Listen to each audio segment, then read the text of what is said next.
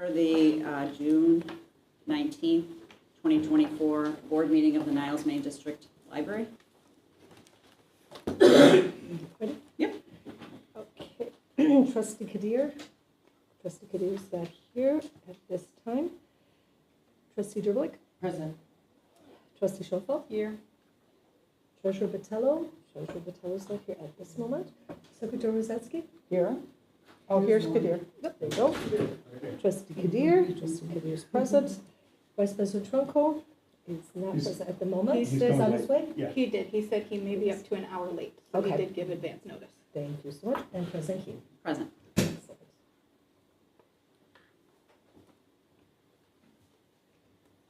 Stand for the pledge, please. I pledge allegiance To the flag of the United States of America and to the republic for which it stands, one nation, under God, indivisible, with liberty and justice for all.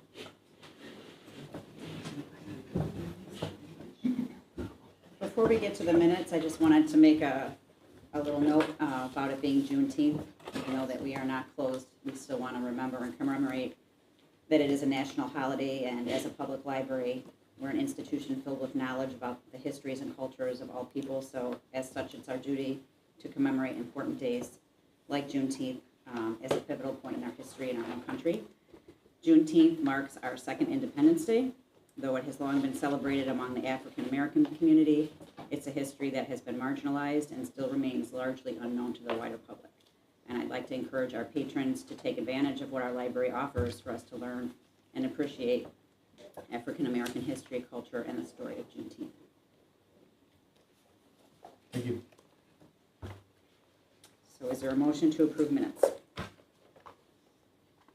The first one being May 2nd, Bylaws Committee meeting. Well, isn't there, so you should probably make that. Well, technically, it doesn't matter I know. because the people who were there aren't here. So Right. I will make the motion. Can you read the whole motion, please? Geez, what is it? A. 4A. Minutes, I oh, move to page approve 4? Number No, 4A. number 4A. 4A, On page okay, one. duh.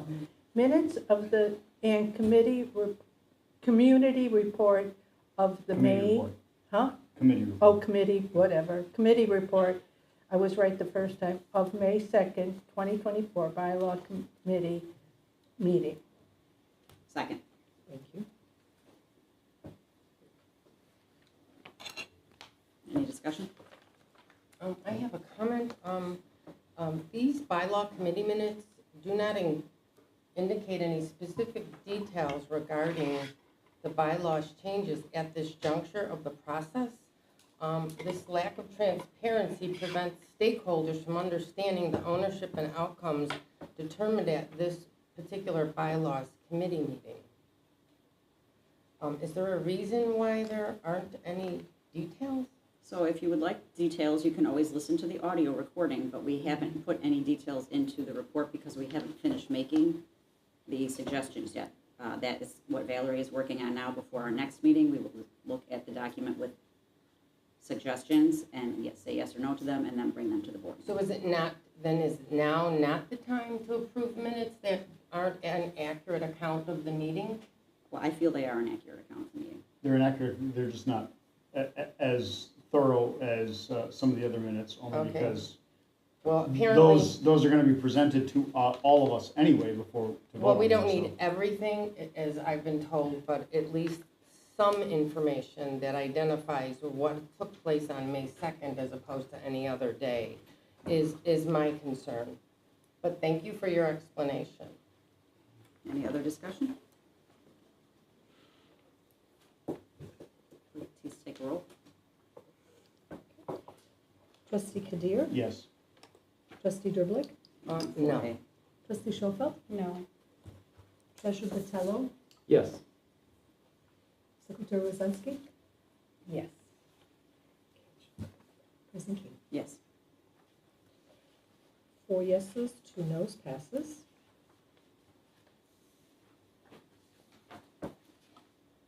I'd like to motion to approve the minutes and committee report of the May 2nd, 2024 remote work committee meeting.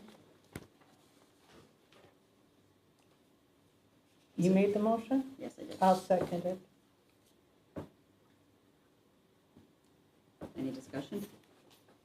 I have a comment. The remote work committee minutes exclude any explanation regarding the remote work options, interest, or suggestions for job positions that are not confidential.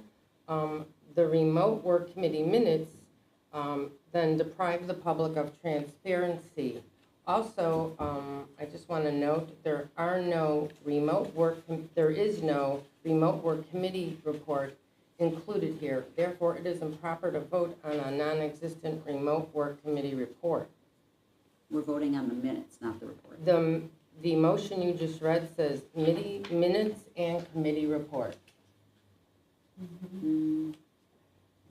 Okay, would you like to take the report part out? I'm just saying this motion as it stands is improper. I move to amend the motion to approve the minutes of the May 2nd, 2024 Remote Work Committee meeting. A second.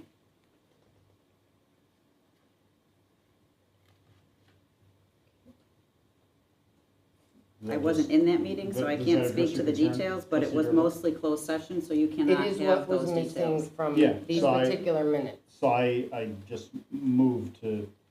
Was that an just- oversight? I don't know, I didn't track the minutes, so, so I have no clue. But I'm just saying that I just moved to approve just the minutes and not the reports. I understood, I heard. Thank you. Thanks. And I was trying to say that I was not in that meeting, but I understand it was a closed meeting, and that would make sense why there are no details in it, because it was a closed meeting. So we will vote on the amended motion. Trustee Kadir motioned Yeah. and President Keene Seconded. Seconded, thank you.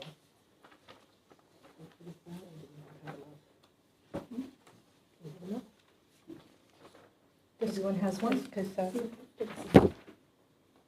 Yes. Is anyone short before? well, he's not here right at the moment, so you want me to put it at Yeah, this go spot? ahead, please. Thank you so much. I'm going to take the roll. Trustee Kadir? Yes. Trustee Durblick? No. Trustee Schoenfeld? No. Treasurer Botello? Yes. Secretary Rosansky? Yes. President Keene? Yes. 4-2 passes on the amended motion. Right.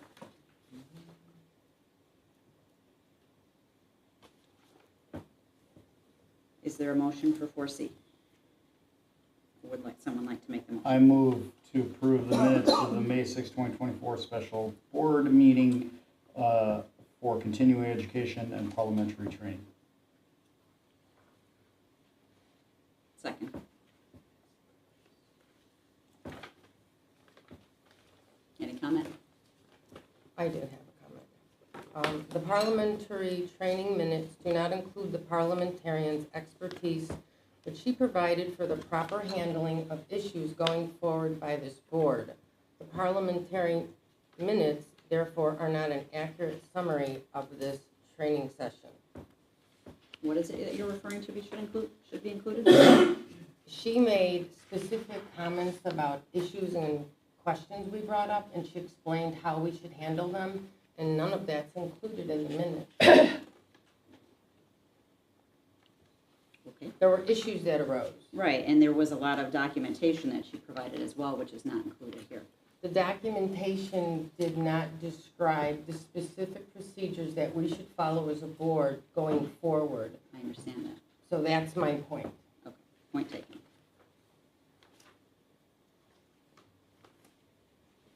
Are we ready for a vote? Yes, please. Trustee Kadir? Yes. Trustee Durblick? No. Trustee Schoenfeld? No. Treasurer Botello? Yes. Secretary Rosansky? Yes.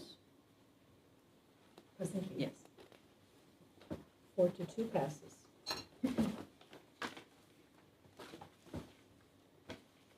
I'm going to move forward. Go ahead. Madam President, I move to approve the minutes of the May 15th regular board meeting. I second. Any discussion?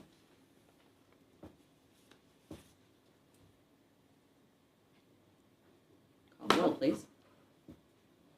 Trustee Kadir? Yes. Trustee Derblick? No. Trustee Schoenfeld? No. Treasurer Vitello? Yes. Secretary Jazinski? Yes. President King? Yes, 4-2 passes. thank you. Thank you.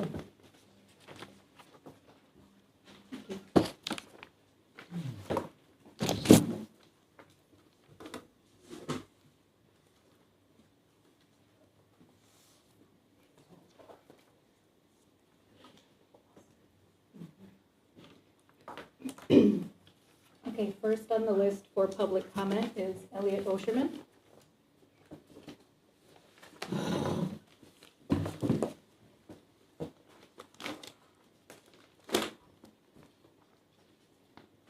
Good evening, Board.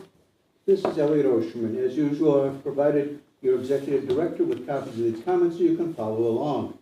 As usual, I address my comments to the entirety of the Board. No names of current members will be mentioned tonight. And as usual, my 9 declarative sentences, that I will neither be silenced nor interrupted, nor will we, nor will the community. That I will remember the Board members' actions, as will we, as will the community. And that I will vote on April 1, 2025. A mere 8 months and 12 days away unless voting early, as will we, as will the community. I will pose several questions tonight in addition to my comments. Subject tonight, misconceptions, misperceptions, and outright lies. Let's start with the Mark Twain quote. There are 3 kinds of lies. Lies, damn lies, and statistics. Let's start with a request for a statistic. I asked how many non-resident library cards have been issued during this fiscal year. The answer was 2 sets of households. The budget as determined in the middle of 2023 called for 300 of revenue. There is 550 of revenue according to the most recent report. Remember these 3 numbers when it comes to determining what should be done for fiscal year 24 to 25. Another statistic, which unfortunately I cannot provide, how many times in the last 3 years have we heard the unnamed former president begin the public comments agenda item with a comment along the lines of, if you do not follow the rules and procedures as laid out in policy 327, I will rule you out of order and you will not be allowed to continue. Let's look at 327 and see what Rule 2 provides. It defines who is allowed to participate. It says specifically, as the Illinois Open Meeting Act is intended to provide the right to address the board to members of the public and not to the board members themselves, no board member shall address the board during the public comment portion of the agenda. This is a very definitive statement, both past, present, and future, including tonight. Let's go to misconceptions. At the last meeting, Joe McCullough, former treasurer, made a very elaborate statement on budget construction. He seems to think that the library resources include all kinds of budget procedural manuals. There's a vast difference between budgeting for a business as compared to budget processes for a nonprofit, and certainly for budgeting for a library. There are several books in circulation regarding financial management for nonprofits, none specifically for budgeting for libraries. My question is posed to both Mr. McCullough, former treasurer, and unnamed former president, as well as being a former treasurer. Did you consult any of these materials when preparing budgets in prior years? I checked the catalog. There is no holding here for budgeting for libraries. The only useful holdings are relating to financial management of nonprofit organizations in general. The only item available specifically for library use is financial management for libraries, and that's in the Ella Library. Have either of you consulted those holdings? Joe was kind enough to repeat these suggestions in his letter to the editor of the paper last week. I'm almost out of time for my 3 minutes, but in future comments I will start providing multiple, specific, non-deniable examples of lies, damn lies, and statistics generating from, referring to, or propagated by your former board president. Thank you and good night. I have a question for the board in general. The next person listed on public comment is Suzanne Schoenfeld, and I have not had time to research what Mr. Osherman has just stated is in the Open Meetings Act as to whether or not board members may make public comment. So I leave this to the I thought board. his comment was you can't respond to public comment. Yeah, I don't think there's any prohibition on A that. trustee Yeah, I think a trustee can vote on it. definitely speak. That's what I assumed, since you are We all allowed it residents, last and we time, so allowed it that's last fine. time, so I just wanted to bring it to the attention of the Yeah, board. Thank you. I think that has been, That's nice. I think trustee Trunko researched that prior to doing that, so. Yeah, it's a Okay. common He's not here, practice. but- Okay, so next up for public comment, Suzanne Schoenfeld. Good evening, board. Suzanne, you need to stand. You need up. to be- No, I want to sit down. I think you do. I think you should stand there, just so there's no controversy.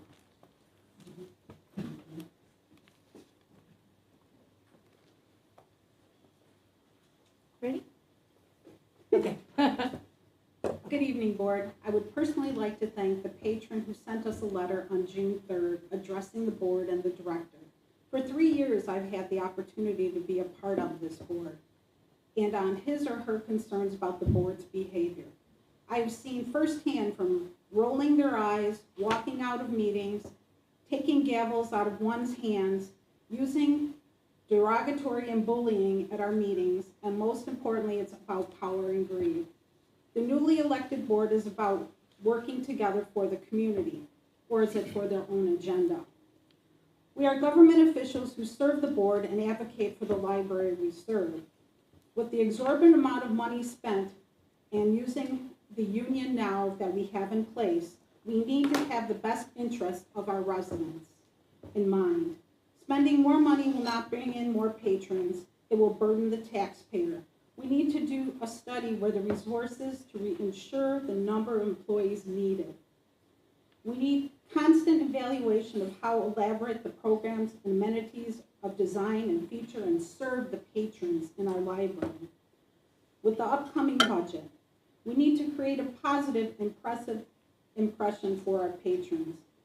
If the board really cared about the community and the taxpayer, we would stand tall and take pride in the library and stand by our mission statement.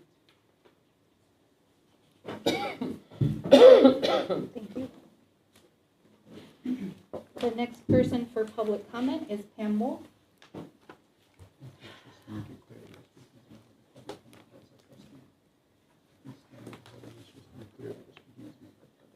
Good evening, my name is Pam Wolf and my pronouns are she, they. We're here again. So, democracy and freedom require constant vigilance. And I apologize to both the community and the board for being lacking in vigilance after the last election. I thought that board meetings would go back to being boring, so that I wouldn't have to spend hours watching them. I was wrong. I am actually glad that Ms. Schoenfeld decided to talk about the board's responsibilities to the patrons. Because I am a patron, I am a member of the public, and I honestly think that our will was quite clear when we elected a board that would spend more money on the library than the disastrous austerity cuts that were made during the pandemic. Also, I do not think that it is the duty of the board, elected officials sworn in their oath to protect the Constitution of the United States, to talk about controlling what goes into the newspaper, to talk about who is a reporter to be talking about the library, to make false claims about there being incorrect facts. And yes, I will name names. Carolyn Derblick thinks that it is her duty, apparently, to go ahead and tell reporters what the narrative should be. She thinks that it is the duty of an elected official to control the press. That violates our First Amendment rights. I am appalled and disgusted. I am disgusted by the obstructionism here tonight. There has been so much transparency from this board. I have been thrilled with the amount of information that I am able to get. And yet tonight I hear obstruction after obstruction. I actually looked at the meeting minutes tonight, I looked at the agenda, and I also watched the videos. And those minutes are accurate and are transparent. The only thing I can see is going through the same old tired rule book, tired playbook of extremists to erode trust in our our greatest achievements so that we might tear them apart. So again, for the most of the board, thank you so much. For Carolyn Derblick, your censure is well warranted. Thank you. Thank you.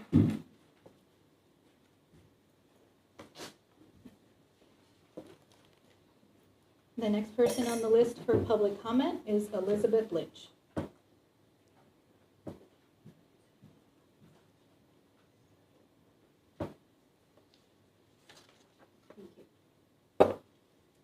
At the May 15th board meeting, Trustee Derblick accused the vice president of being, quote, the problem on this board. She was furious because he proposed tabling her agenda item, one where she wanted approval for a documented process but had no document for other trustees to review. But anyone who has been paying attention knows exactly who is to blame for the problems on this board, Carolyn Derblick. If you were paying attention during President Derblick's presidency, you saw chaos, outrageous legal fees, Open Meetings Act violations, defiance of policy and state law, the exodus of talented staff, canceled programs, and poor financial decisions that are still plaguing this library. Luckily, the public was in fact paying attention and voted overwhelmingly for new trustees and new leaders, trustees that actually care about the library. But Derblick's destructive behavior remains. Those paying attention to the last few board meetings have seen Derblick interrupt, accuse, make personal attacks against other trustees, ignore procedure and policy, and generally work against the proper functioning of the board. To trustees Keene, Trunco, Kadir, and Botello, thank you for staying calm, focused, and professional. We see that you are doing the job the community elected you to do, and we appreciate that you are not letting Trustee Derblick's behavior derail your work. I know it's a struggle, but please keep it up. Those paying very close attention to the last few meetings would have caught a reference to an email exchange between the director and Trustee Derblick. I submitted a Freedom of Information Act request for that email exchange, as well as the response from President Keene, and I have shared that publicly. In those emails, Derblick shows a fundamental misunderstanding of her role as trustee. She dictates to the director as if she isn't part of a 7-member board, but a petty tyrant. She makes excessive demands, is combative and accusatory, ignores procedure and policy that has been explained to her again and again, and accuses others of the crimes she is guilty of. Thank you, Director Marshall, for having the knowledge, confidence, and experience to stand up to this behavior. The board certainly made the right decision in hiring you. And the board will surely make the right decision tonight in voting for the censure resolution, addressing the inappropriate and harmful behavior of Trustee Derblick. Hopefully, this will be a wake-up call for her. Trustee Derblick, start working for the good of the library or step down from your role as trustee. The public is paying attention, and we will hold you accountable in the next election. Thank you. Thank you. The next person on the list for public comment is Mary Cooney.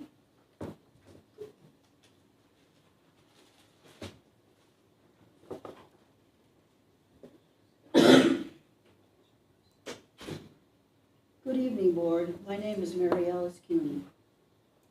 Just wanted you to know my background a little bit. No, I was always interested in libraries. In order to be on the board, you have to be willing to not look at your own interest, but look at that of your people in the neighborhood. And Carolyn, I agree with everything that you said, by the way. You tend to be you are very divisive. I don't know what the problem is. Is it power? Is it, I don't know what it is exactly. But you have to work together, and I don't see you doing that for the community. And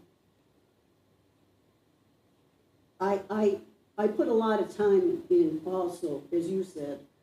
I was here for 4 different meetings trying to help those people.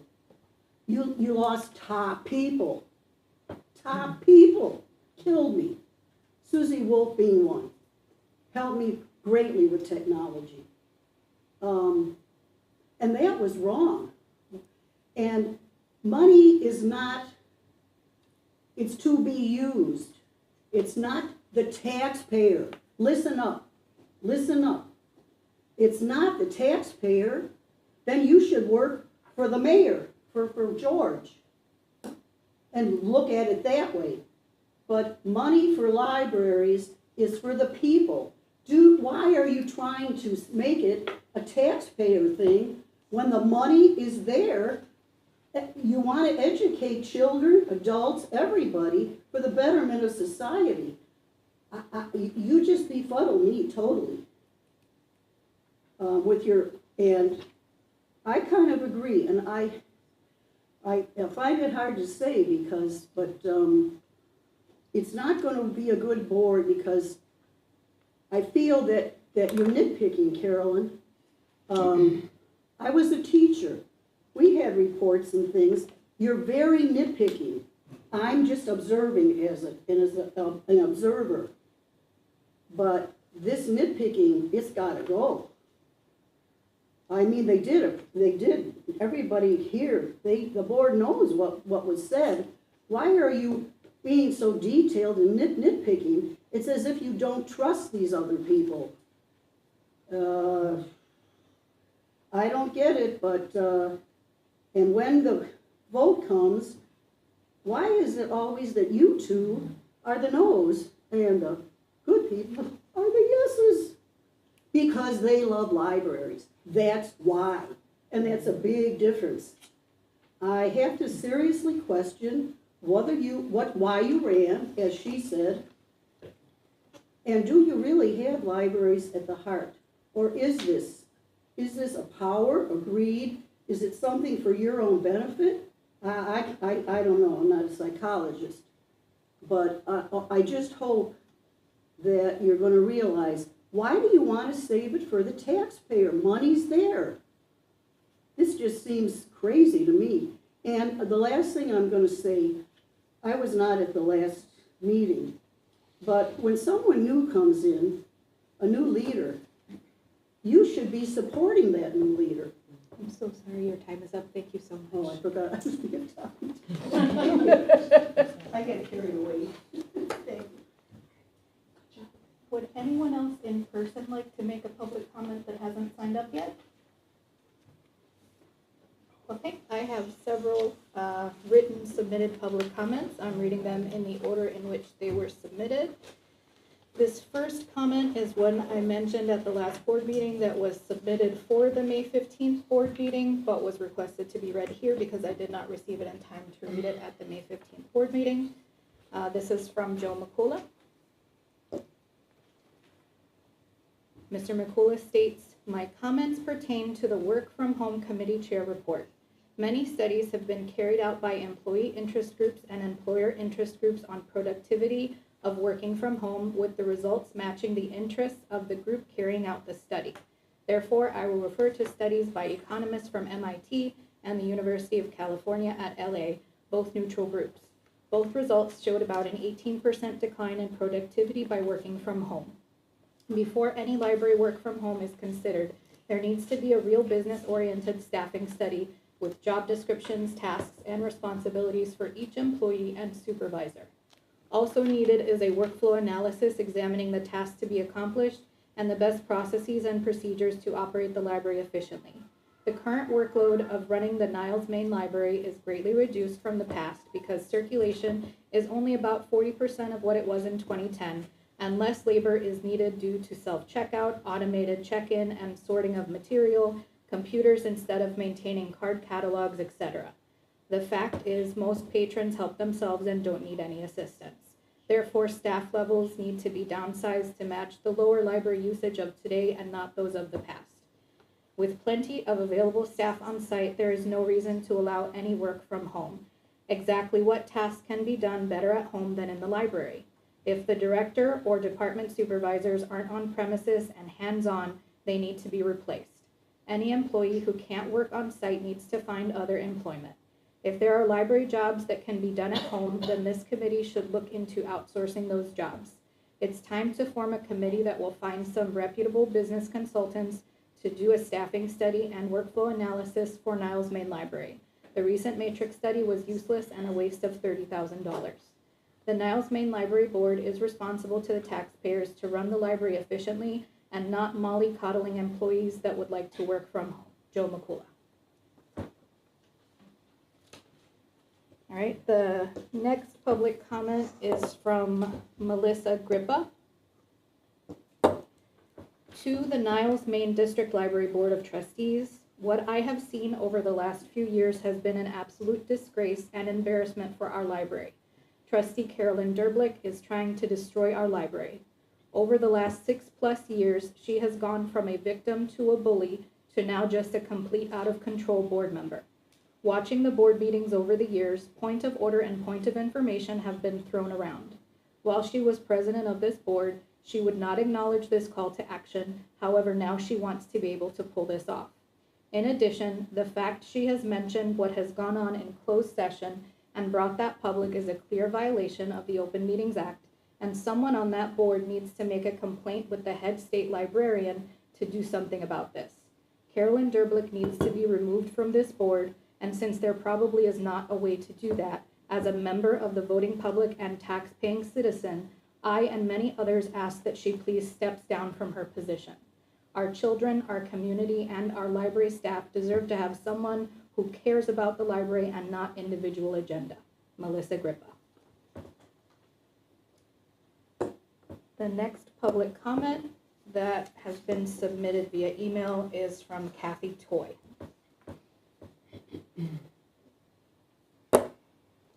Trustee Derblick, you need to accept your position as a trustee on the board or resign. Your actions, accusations, and abhorrent behavior are detrimental to the Niles Main District Library Board, the community, and most of all to the library. You were voted out as president of the board in May 2023. You need to accept that decision, or as I said above, resign immediately. The library is still trying to recover from the damage you, McCullough, Schoenfeld, and Hanusiak did in May 2021 when you were board president. You waste a tremendous amount of the board's time with your talking points that don't even make any sense. Example, at the May meeting, you wanted to have Tom Robb change the article that he wrote about Becky because you wanted to look better in the public's eye. You cannot infringe on someone's First Amendment rights, period. That's the law. The way you are treating Trustee Trunco is totally unacceptable and way out of line. You're acting like a child who cannot get their way. Negative behavior is not very becoming and totally unacceptable as a board trustee. Your emails to the executive director asking for frivolous paperwork and acting on your own without board consent is out of line, and it wastes the executive director's time. If you're asking yourself how I know this information, it was all obtained through appropriate channels via a FOIA request. You have been censured for your outrageous behavior and actions. I hope this action registered with you as a serious offense and that you're going to heed this and stop your awful behavior, or as I've mentioned in this public comment more than once, resign your position as trustee and let someone else fill your spot that has the best intentions for the library at heart and wants to see the library thrive again. Kathy Toy, Niles resident and member of Niles United. The final comment that I have that was submitted via email was submitted by Niles Pride. On Saturday, June 8th, employees of the Niles Main District Library attended the second annual Rainbow Pride Walk. They had a great information table and several fun activities for the children who attended the event. They also signed up a number of children for summer reading. The staff members were warm and engaging, and it was wonderful to have the library show up to build community and take part in demonstrating that Niles is inclusive and welcoming to individuals and families of all identities. We are incredibly grateful for the support the library has given. It was delightful to partner with them for the second time this year, and we look forward to continuing to work with them in the future. Thank you so much for coming. Sincerely, the whole team at Niles Pride.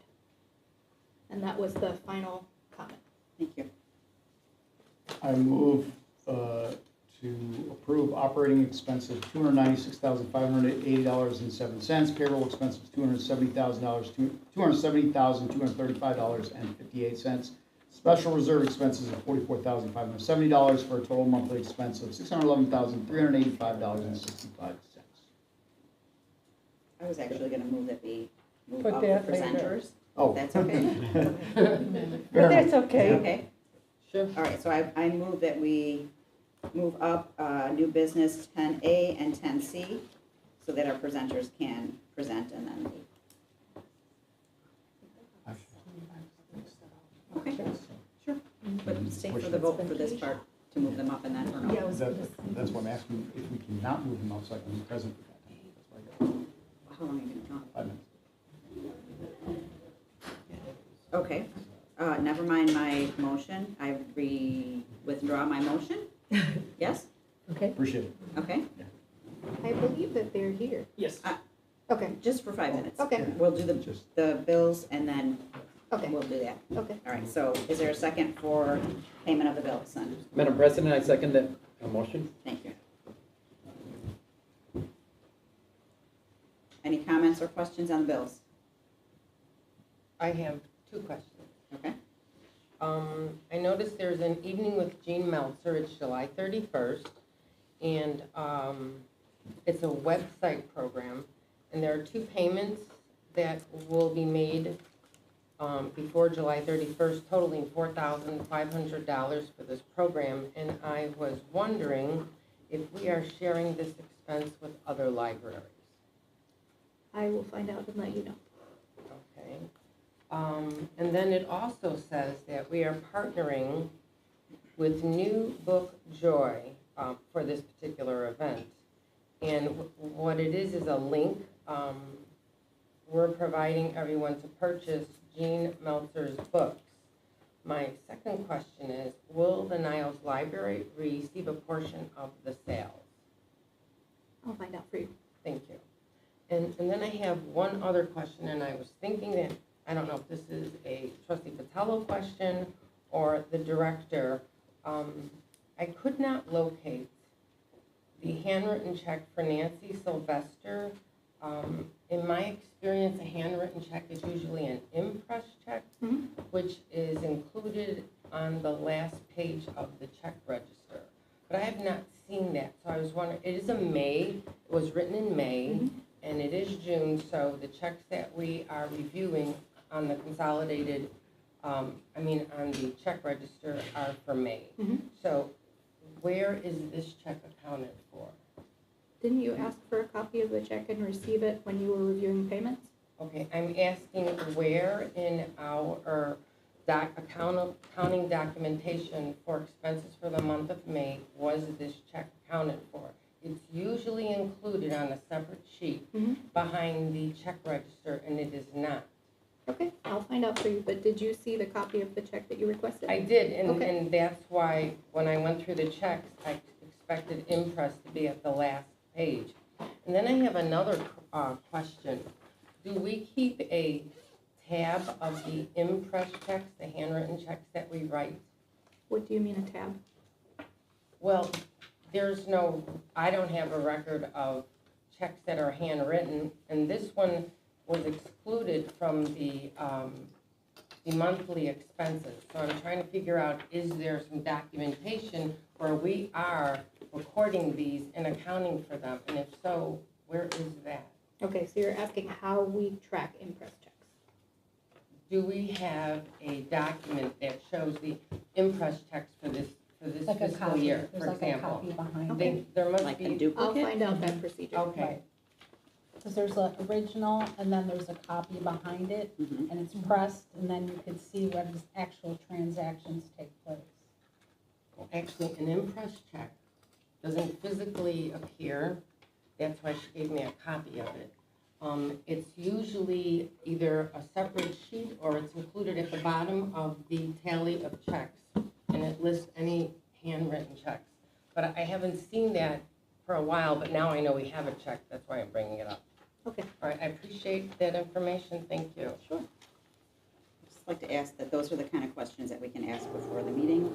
Again, you probably could have had your answers by now if you asked them Well, beforehand. again, I'm all about transparency and discussing library operations for the public to be aware of as well, but thank you for that. Any other comments or questions about the bills? Oh, I do have one other question about the consolidated income statement under revenues. Will we be including the revenues for our vending machines? We do not get revenues from the vending machines. We do not have a contract with a vending machine company at the moment. We're working on getting a contract, but as I understand it, the previous board never approved a contract with the vendor who is here, so we do not have any agreement to get any of the proceeds from those sales. It was my understanding that we extended this vendor contract. We've never had a contract with them. I believe that, who do you have for the vending company? Is it, I don't know if it's the same company I'm thinking of. I cannot remember the name, Okay, so if you could share that with me, maybe I have some information I could share with you. Sure, but I have been speaking to that vendor, and they have confirmed with me that we have never had a contract with them. And she's from Oak Park. I don't remember. to be Okay, honest. maybe we're talking about two different companies. All right, well, that's wonderful, I appreciate that. Sure. And then, am I correct in understanding that the photo booths for passports, which we are going to implement at some point, I don't know if it started, will there be any revenue from Yes, that? we are getting proceeds from that. I shared that when I shared the original proposed contract with them. I don't remember the exact percentage. Oh, that's fine, I But just yes. wasn't sure if I heard that correctly. And then what I wanted to ask you, on the consolidated income This is statement question where number we list 7, revenues, trustee Derblick. could you consider listing these revenues separately? Because hopefully it'll be an amount that would be worth the board being aware of instead of sticking it under miscellaneous. Sure, I can Just a consider that. suggestion. Okay, thank you for that. All right, those are all my questions. All right, call the roll when you're ready, Margaret. Trustee Kadir? Stepped Trustee out. Stepped out. Stepped out. Trustee Derblick? Yes. Trustee Schoenfeld? Yes. Treasurer Bertello? Yes. Secretary Rosansky? Yes. Vice President Trunkel? Yes. President Key? Yes. 6-0 passes. Okay, I'd like to motion that we move up items 10A and 10C in new business so that our presenters can go ahead and present and then go. I second.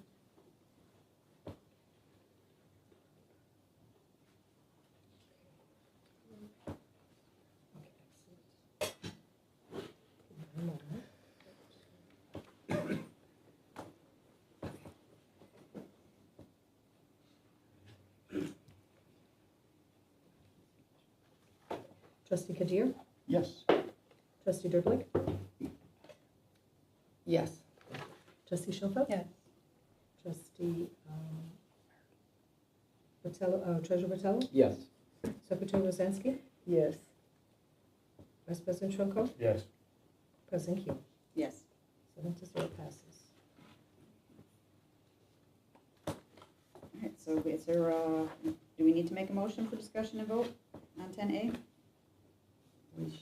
Yes. I move to discuss and vote on the liability and other library insurance renewal rates from Cook and Coker. Second.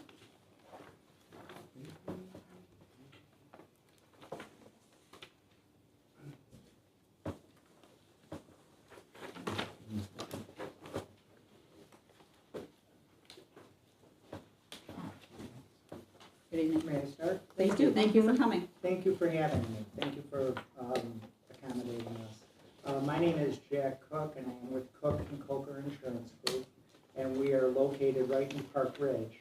And we handle the insurance for the Niles Library as well as 62 other surrounding libraries in Illinois. And this year, the Niles Library received a less than 7% rate increase. And I say less than 7% because, as many of you know from your personal auto and homeowners insurance, you've seen rates going up anywhere between 15 and 30%. And it all has to do, most of it has to do with weather-related claims. So severe rainstorms, hailstorms, windstorms. So there's been a lot of changes within the insurance industry. And so they were able to come in with a rate increase that was well below many of the surrounding libraries that we have, so which was great news. In addition to that, with the increased cost of building materials, they've increased your building coverage. So I think they increased the building, your building itself here has been increased to $23 million. So I always like to think of like the easiest example would be, I hate to say it, but a fire or a tornado, right? A fire or tornado comes in. And so they increased that from the prior limit of 22 million.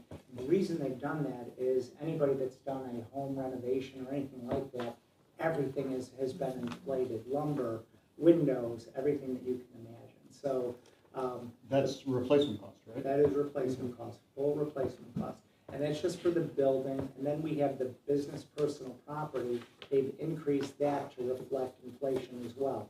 What that means is that you don't have to call the insurance company every time you improve the maker space or anytime you get new furniture or anything like that. So we cover all the insurance here. So when I think about that, I think about, one of the most important is going to be the general liability. So think about anybody trips and falls and sues the library and says you're responsible.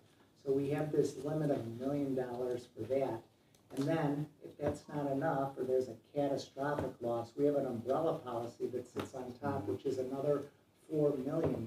So I always like to say, in the event of some type of a catastrophic loss, you want to be using the insurance company's checkbook and not your library reserve. So that's been adequately looked at and reviewed. There's also, we have automobile insurance for the vehicle that is out doing deliveries, going to Home Depot, as well as any library staff that are driving on company time. So an important part of the policy. The other part is what protects you as directors and officers. So we have a directors, officers policy that protects the decisions that you make on behalf of the library. And then even more important in my mind, where we see the majority of claims, is in something called employment practices. If, God forbid, not God forbid, but if Valerie had to terminate an employee and somebody says, they come back and say, I was discriminated against. So we have insurance for that as well, so that you can run a library without getting afraid of making any type of decisions. In addition, we also have workers' comp, which is, over the years that I've been the broker here, I've seen some claims that were pretty excessive. I'm talking 5, 8 years ago. Things have kind of calmed down a lot in the library world. And but if somebody were to ever get hurt while working, it's going to pay for the medical bills and it's going to pay for the lost wages. So that is a law, and we meet that law. We have that. We also have a government crime policy. Should anybody ever steal from the library, could be, an employee or a trustee or anybody who walks out that door with cash, we have a limit of insurance on there of $3.5 million. So, having said that, that is what, so the library does buy a lot of insurance, because a library like this, building like this, needs a lot of insurance, especially when you have people coming in and out of here into a public space. So that is how we got to the increase that we did this year. The insurance company is Utica National. They are a wonderful company. Yes, that is the gist of our insurance renewal for this year. Okay, does anybody have any questions for me? Thank you so much. Thank you very much. Thank you. Yes. Thank you very much.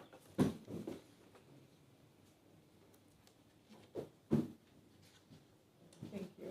Yes, thanks. All right, so shall we take a vote then? Sure. Okay. Do it. So what is the motion?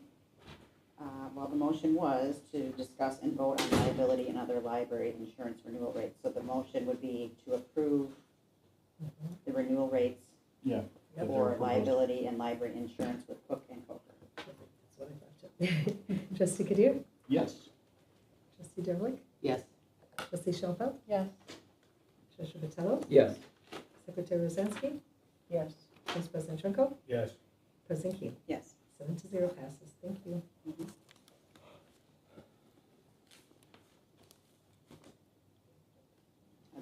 motion that we have discussion and vote on a proposed increase to health reimbursement amount allowed for dental for non-union employees. Oh, Pardon I me? think you moved up the roof. Oh, The my roof. apologies. Right. Correct. Which is H. Thank you. All right, somebody else do it then. I move to discuss and vote to award the roof contract. Second.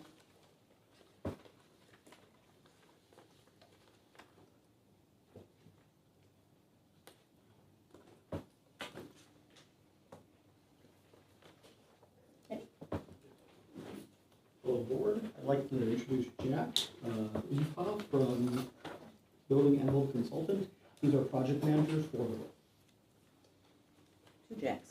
Yes, two. Jack, did you want to use That would this? make Jack. Yeah. Yeah, so we received 10 bids for the roof. Came in a little all over the place. You know, we had some ranging from just below 500,000 at base bid, not counting unit cost items, which can vary a little bit depending on exactly what they find when they start to tear things open. But with those, the lowest bidder was still the lowest bidder, including his base bid or unit cost included. Either way, they were still the lowest qualified. And that was, where are they at on here? That is Solaris Roofing. And they came in at $494,000, and we found no reason to disqualify them for any reason. We called around and talked to some local reps, and they all gave great reviews. Works for me. Thank you. Did anyone have any questions for him? Super easy. Have you worked with them before in any capacity? No, we have not. I think I saw on their card they've been in business 2001, I want to say I saw on their card, so it's they're not new. Okay. No, they were far and away the lowest, right? Wasn't even, I mean, there was the Yeah, one the next to them was closest not. was Was 9% five above something. them. Right, yeah. All right. Maybe we're ready to vote. So, Do we need Would to you like make to a make a motion? motion? Yes, please. I want to make sure we I have it down right. move to vote on, to award the roof contract to Solaris. Second. Thank you. Just want to make sure. Trustee Kadir? Yes. Trustee Derblick? Yes. Trustee Schoenfeld? Yes. Treasurer Patello? Yes. Secretary Rosansky? Yes. Vice President Trunko? Yes. President Kuhn? Yes. 7-0 passes. Thanks, Jack. Thank you so much. Yeah. Thank you. That was easy. I need just a minute to make sure I get things. Yeah. I'm guessing it'll be a little more challenging than that. All right. I need 1 second just to get myself, make sure I have. Okay, One, I just want to cross off H, because we've already done that. And the other one we crossed off was A. Mm-hmm. Oh, no other presenters, right? Pardon me? No other presenters. Right? No. So we are back to 7, the treasurer's report, Oh, when you're ready. Madam President, thank you. The financial report at the end of May 31st, 2024, begins with the balance back in April 30th, 2024, and that was $14,957,607. The breakdown revenue, we got property taxes at $63,203, replacement taxes $52,782, investment income $45,839, passports $7,827, pay to print $3,392, and other revenue at $920. The total would be $173,963. Moving on to expenditures, that includes employee salaries at $276,238, employee fringe benefits at $61,938, Social Security $20,444, unemployment $530. Subtotal there is $359,150. Next, we move on to operating expenses. Library materials at $68,468. Library operating $31,408. General and administration expenses $22,713. Utilities, $8,367. Capital expenditures, $27,185. Building and equipment maintenance, $29,774. The subtotal there is $187,915. Then that leaves us with the balance from the balance sheet at the end of May 31st, 2024. It's $14,544,465. Can Any I questions? request that the word capital, CAPITAL, Oh, corrected? yes, Because absolutely. capital I'll- refers to only the capital building. Yes, Capital thank you. refers- I'll go ahead and make the correction and resubmit my report and correct it for future reports. Thanks. Any other questions? Thank you. Thank you, Treasurer Vitale. Director Marshall? Okay, I'd like to read at least some of the portions of the written report that I submitted for the packet. At first, echoing some of what you said, President Keene, in the beginning, I would like to recognize the Juneteenth national holiday since our board meeting falls on June 19th. Quoting from the Historical Legacy of Juneteenth webpage on the National Museum of African American History and Culture's website, Juneteenth marks our country's second Independence Day. Even though the Emancipation Proclamation was made effective in 1863, it was not fully implemented in places still under Confederate control. Freedom finally came on June 19, 1865, when some 2,000 Union troops arrived in Galveston Bay, Texas. The Army announced that the more than 250,000 enslaved Black people in the state were free by executive decree. This day came to be known as Juneteenth by the newly freed people in Texas. The library has a display of Juneteenth materials ready for anyone to check out in the lobby, and our online resources such as Hoopla have additional resources about this holiday as well.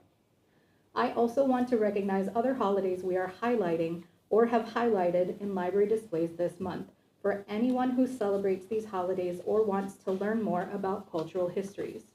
June is Pride Month. Per the American Association of School Librarians, a subsection of the American Library Association, lesbian, gay, bisexual, transgender, and queer, or LGBTQ Pride Month, is currently celebrated each year in the month of June to honor the 1969 Stonewall Uprising in Manhattan, the tipping point for gay liberation movement in the United States. The purpose of the commemorative month is to recognize the impact that lesbian, gay, bisexual, and transgender individuals have had on history locally, nationally, and internationally. June 14th is observed as Flag Day each year because on June 14th, 1777, the Second Continental Congress adopted the Stars and Stripes for the flag of the United States, according to govinfo.gov. We also have a display of information about Eid, or the Festival of Sacrifice, which is one of the most important festivals in the Muslim calendar according to the BBC. It is being celebrated June 16th through 20th, 2024. I want to encourage everyone to join the summer reading program, including trustees, members of the staff, and members of the public. We have the summer reading program for all ages, and by joining it, you support the library while having the chance to win prizes for reading during the summer. With board support, I will be working to complete the following goals during my first year as executive director. We are in the process of trying to hire a community engagement manager. We actually have interviews starting next week for that position. We are working to hire an assistant director, and we are developing a plan for adding in-house security staff. I will be working on a strategic planning process, including hiring a strategic planning consultant for the library. We will be hiring a consultant to create a capital improvement plan for the library. Once the bylaws committee completes its work, I will participate in a committee to update the personnel policy for non-union staff, and I will be working to develop an authority to spend policy to present to the board. Related to security, the library is currently a watch site for the Niles Police Department at our request. They will do random walkthroughs of the library as officers in the area are available. This will be ongoing at least until the library establishes in-house security staff. I suppose I'll read the entire report. It all seems pretty relevant. In response to a question asked at the last board meeting, the makerspace use has increased from 603 uses in 2022-2023 to 868 uses in the same time frame for 23-24, an increase of 43.9%. Thank you to amazing. everyone who has used the Makerspace. It's fantastic. And thank you to my staff who run the Makerspace as well. We hired Meristem Advisors LLC as a financial consultant specifically for the library's budget process. They conducted a budget training for the board on June 5th, 2024. The board has scheduled a special meeting on June 24th, 2024 at 7 p.m. to review the proposed budget. The library is also looking forward to participating in the Village of Niles's 4th of July parade. And some items that are last minute additions. I want to invite any trustees who are interested in attending. The Chamber of Commerce is hosting a State of Business in Illinois breakfast with Secretary of State Alexi Janulius on Wednesday, June 26th from 8 a.m. to 10 a.m. If any trustees are interested in attending, please let Margaret know.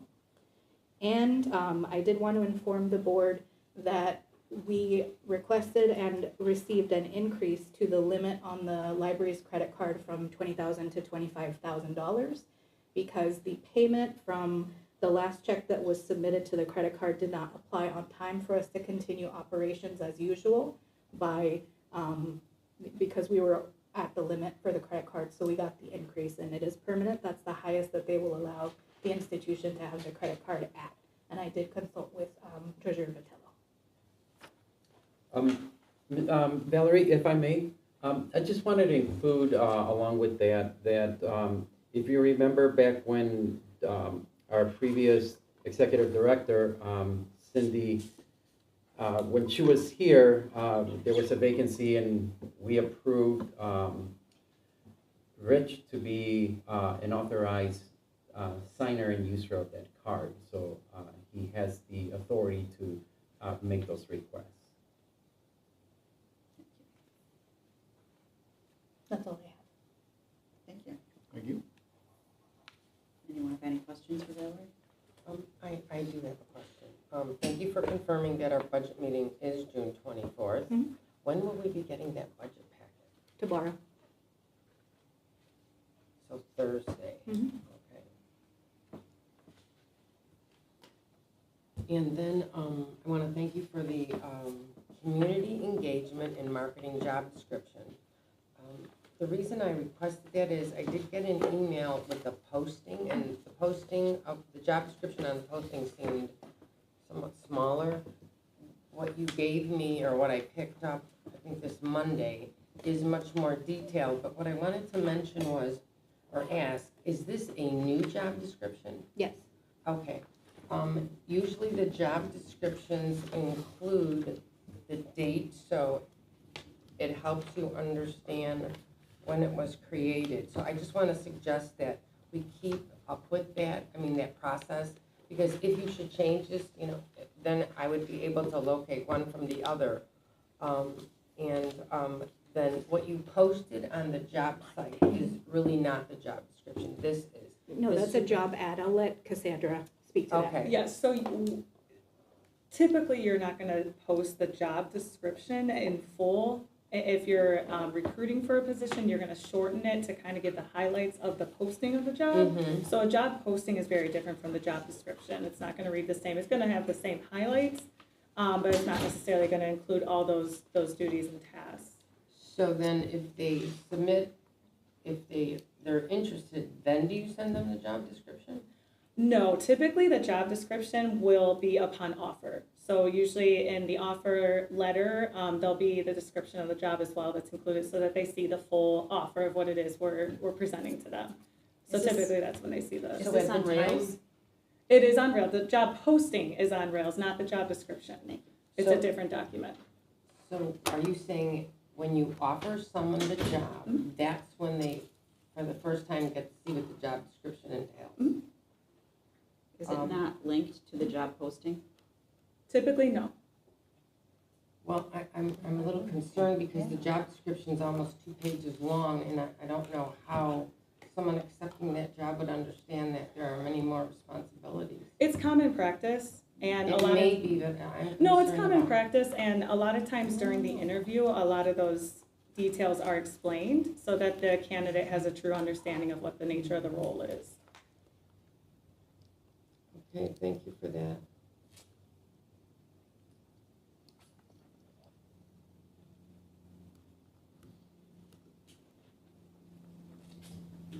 Anyone else?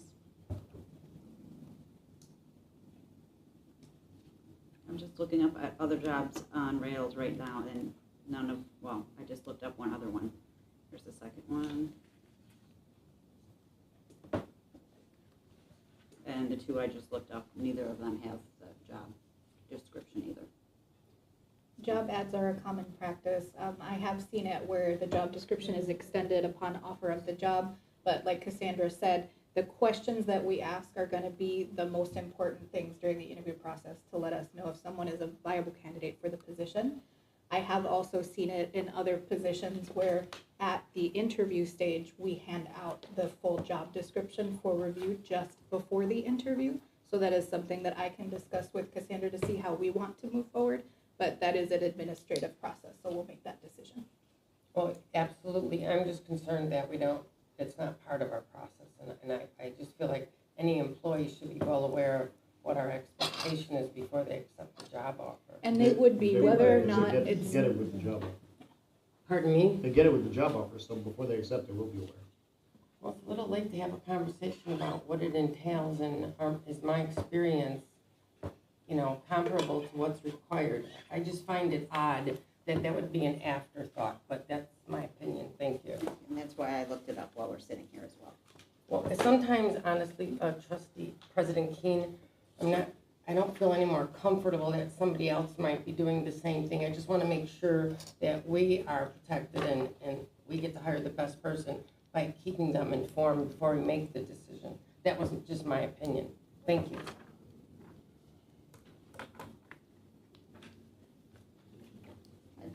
I'm really happy to see the numbers of the programs and people coming to the programs going up steadily every month. It's really wonderful to see.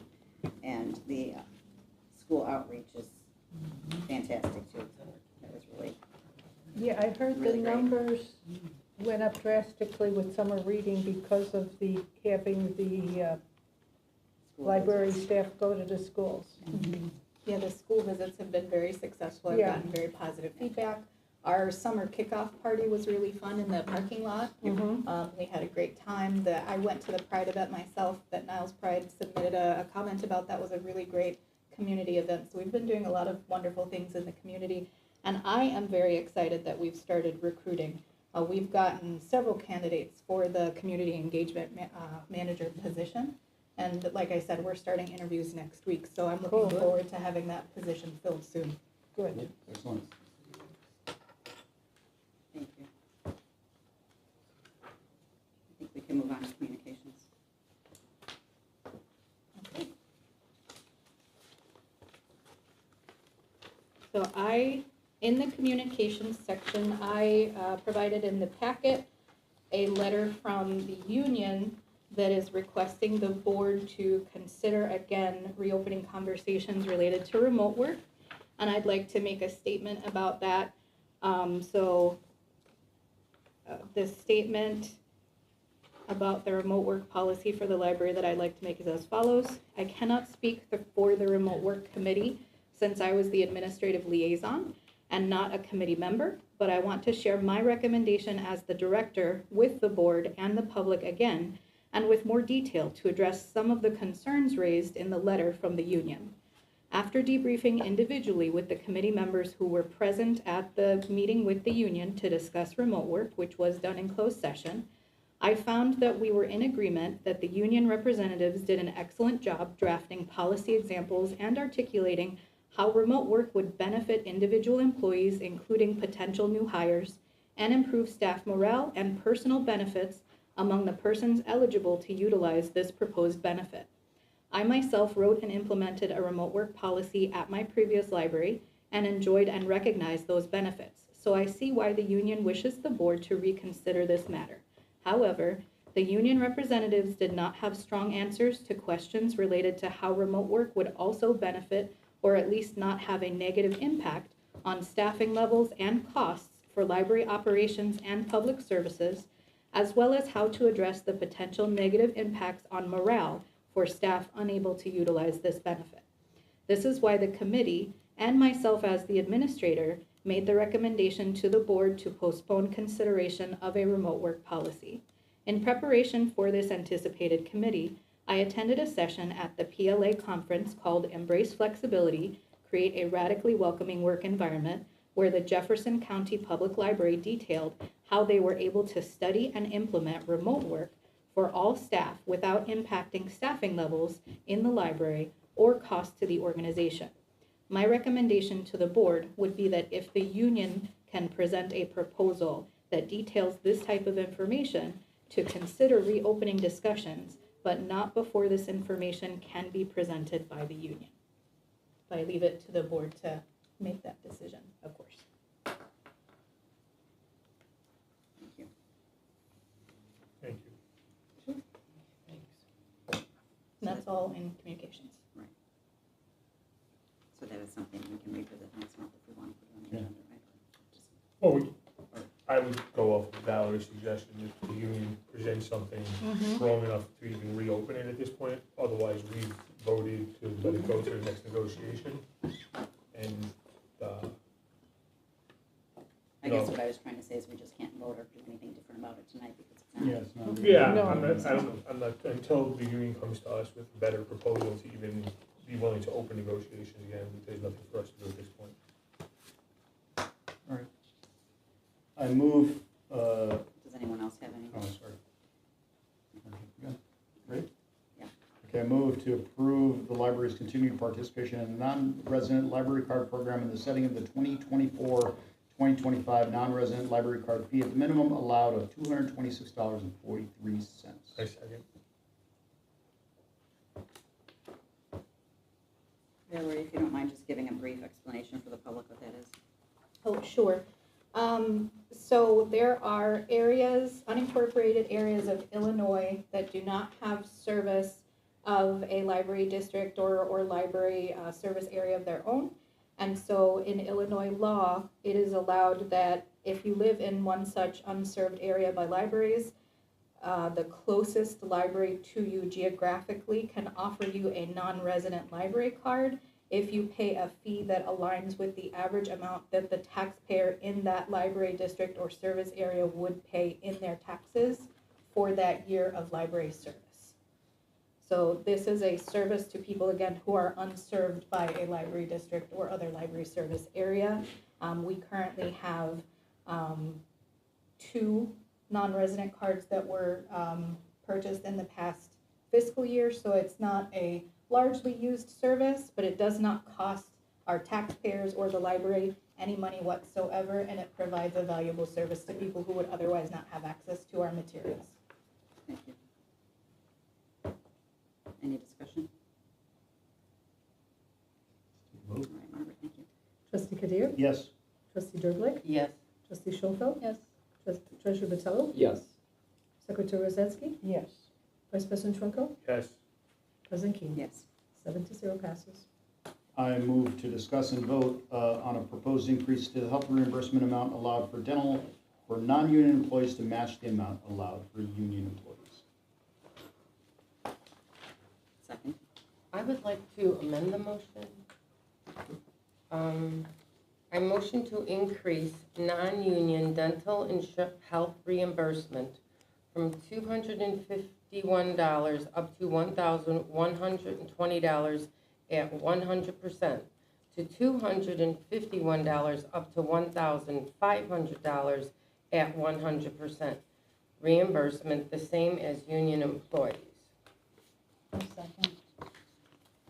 You're just specifying what it is in the The- motion. Yes, You're gonna because have we're to only ask for it one increasing more that time. line. I'm sorry, can you please read it again? Sure. I motion to increase non-union dental health reimbursement from $251 up to $1,120 at 100%, to $251 up to $1,500 at 100% reimbursement, the same as union employees. Can you provide that text, Margaret? I think I got it. Oh, you got it? I appreciate that, thank you. Okay, so vote on the amended, and there's no discussion? Okay, ready? Any discussion before we vote on the amended motion? Rose, vote. All right. Amended. Trustee Kadir? Yes. Trustee Durblick? Yes. Trustee Schoenfeld? Yes. Treasurer Patello? Yes. Secretary Rosinski? Yes. Vice President Trunko? Yes. President King? Yes. 7-0 passes on the amended motion. Thank you on behalf of the staff. I move to discuss and vote on the proposal to approve holiday benefits for Juneteenth for non-union employees. Second.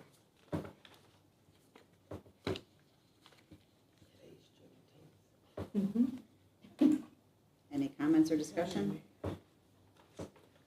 Valerie, this is basically considered a floater for union people. So what we're saying is we're allowing that then for the non-union. So the language in the motion that, in the memorandum that I included is exactly the language that is in the union contract. So Okay. for full-time employees, it's a floating holiday. For part-time employees, the way that it reads is that if the library is open where the holiday falls on a part-time employee's regular workday and the employee works the holiday, the employee will be paid double. If the employee does not work on the holiday and it is the employee's regular workday, the employee will receive straight time equivalent to the number of hours the employee would have worked for the holiday. So the benefits are different for full-time and part-time staff. Valerie, question, are we asking just for Juneteenth, or are we going for all 4 holidays that are listed below with the union contract at this point? Are those not, I have not researched any other holidays, to be honest. The only one I was asked for at the moment from staff was this one. Okay. But we would appreciate if we would include all of the holidays for non-union staff that the union has received, if you would not mind amending the motion. I'll amend the motion to vote on a proposed holiday benefit for the 4 holidays listed: Lincoln's birthday, Juneteenth, Indigenous Peoples' Day, and Veterans Day for non-union employees. A second. Who's second? Me. Excellent, thank you. And Vice President Trunko motioned it, perfect. Thank you. Go ahead and take the vote, Margaret. Trustee Kadir? Yes. Trustee Durblick? Yes. Trustee Schoenfeld? Yes. Treasurer Patello? Yes. Secretary Rosinski? Yes. Vice President Trunko? Yes. President King? Yes. 7-0 passes on the amended motion. Thank you again for all of the non-union staff. I vote to remove the I move to vote to remove the facility services supervisor position from the non-union salary schedule. I would like to amend the motion. Sure. To amend the motion for discussion and vote to remove the facility services supervisor position from the non-union salary schedule. I second. Second.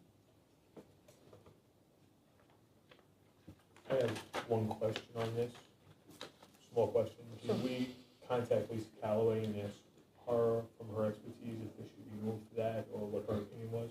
We did not contact Lisa. We did speak to Colin from the union.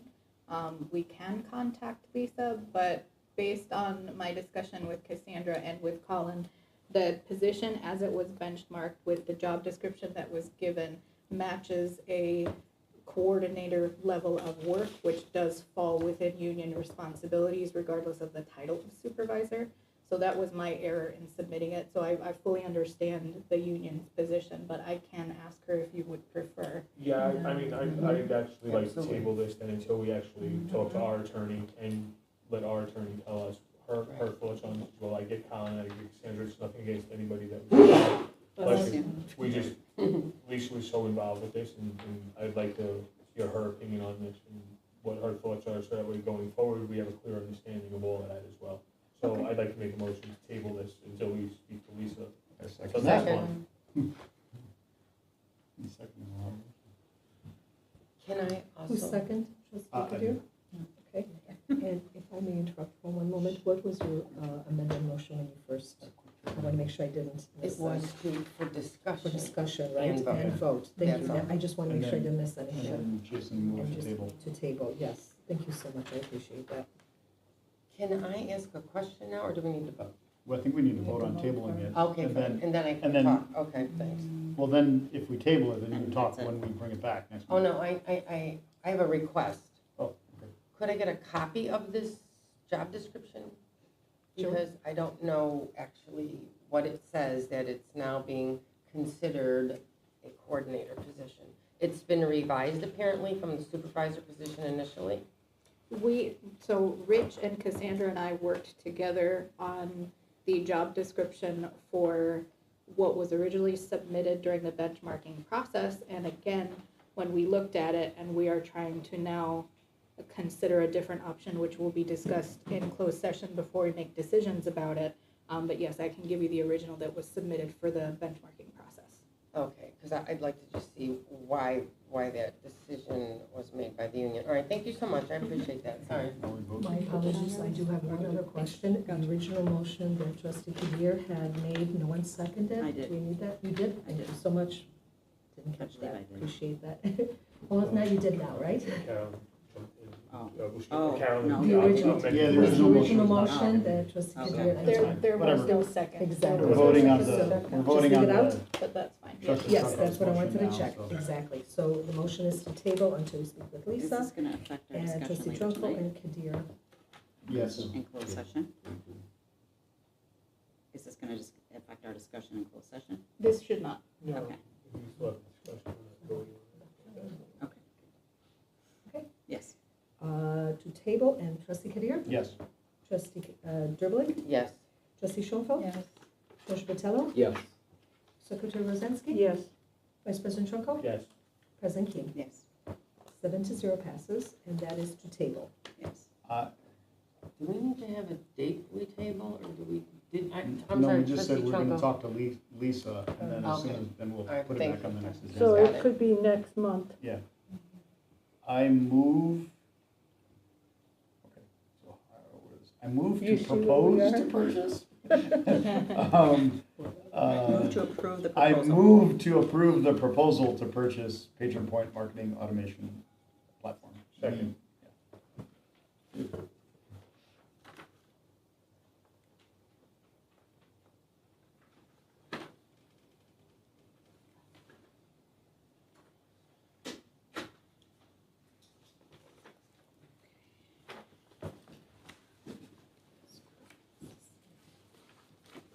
Are there any questions on the patron point marketing automation? Madam President, I do Yes. have a question. Certainly. I'm just curious, with regards to the one-time setup, does that mean installation of the actual physical hardware? Or So- is that software only?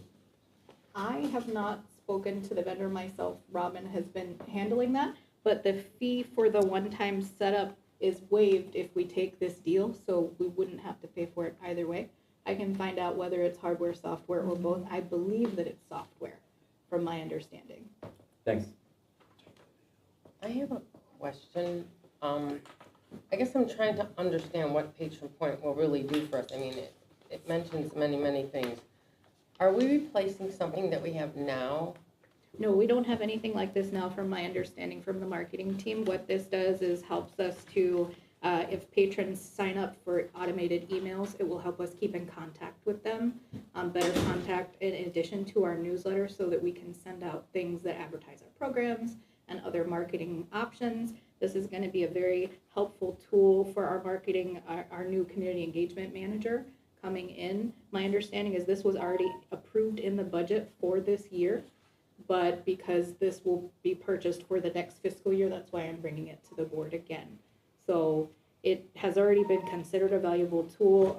I know Robin has, congratulations to her, has gotten another job which has promoted her, so she will no longer be at this library, so we will be down to one person in the marketing department. So anything that can help us to streamline and be more efficient in reaching out to the patrons and make things a little bit easier on our small department while we're rebuilding it, would be a great help to that team. So the purpose of this is for our patrons to sign up for email? Yes. Are we not doing that now? This will automate that and send out the emails. They can be scheduled instead of being manually put in, manually sent out, so that the staff can better streamline their schedules. Okay, so now we're manually doing this, you're saying? Okay. And I noticed it says robust analytics and reporting. So we'll be able to analyze or get reports on maybe their interest? Is that also Usually part of it's this? who opens the emails, how many people have engaged and Or signed how up for our many emails, times? how many Okay. times they've looked Okay, at things, gotcha. that type of stuff. Sure, sure. Okay, well, thank you for that. Oh, sure.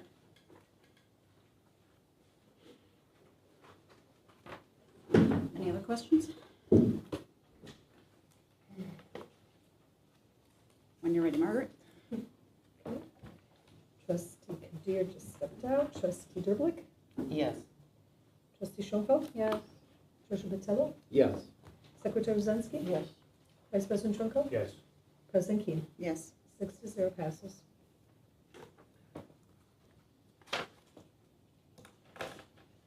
I move for discussion and vote on proposal to purchase budgeted replacement of automated technology. Second.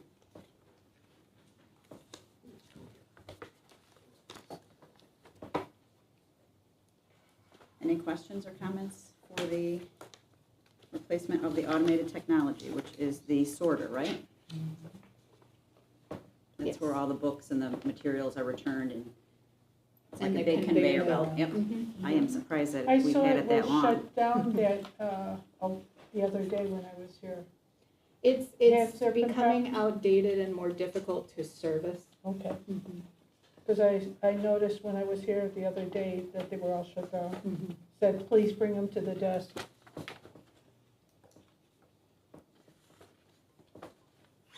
Okay, take a vote, please. Can I Yep. ask a question? So is this basically what we have now except for 2 additional bins? Can anyone speak to Yes, that? that's what it says in here. Right, so what will those 2 additional bins accomplish? The reason why we're getting this is mostly because our current machine, as I just mentioned, is becoming outdated and harder to service and get parts for Sure. and keep maintained. The 2 additional bins are just a boon. Just collections? I Exactly. mean, it's not like they would do something in addition to what we're already doing. No, it's the same level of service, and it would Okay. also, so getting a different type of sorter from a different vendor may not match the current holes that we have in our walls to match the machine, and it would involve construction that would be unnecessary delays to services, as well as unnecessary expense when we Sure. can go with the same Okay. manufacturer. I was just thinking that maybe now it'll do a couple of more things, but it's really just increasing the number of bins that we sort. Okay, thank you for that. Sure. I appreciate the site visits, whoever made the site visits to see the other, what the other libraries have in CCS, and that we're gonna be saving 12% by prepaying for 5 years is a good thing. I guess that's it, Margaret. Go ahead. Okay. All right, Trustee Kadir stepped out. Trustee Derblick? Yes. Trustee Schoenfeld? Yes. Treasurer Battello? Yes. Secretary Uzensky? Yes. Vice President Trunko? Yes. President Keen? Yes. And This is on, This- nature, G. G, Or on G, G, the sorry. sorter. The sorter? Yeah, yes. You vote yes? Excellent. Give me one moment. And that would make it 7-0, and it passes. Thank you.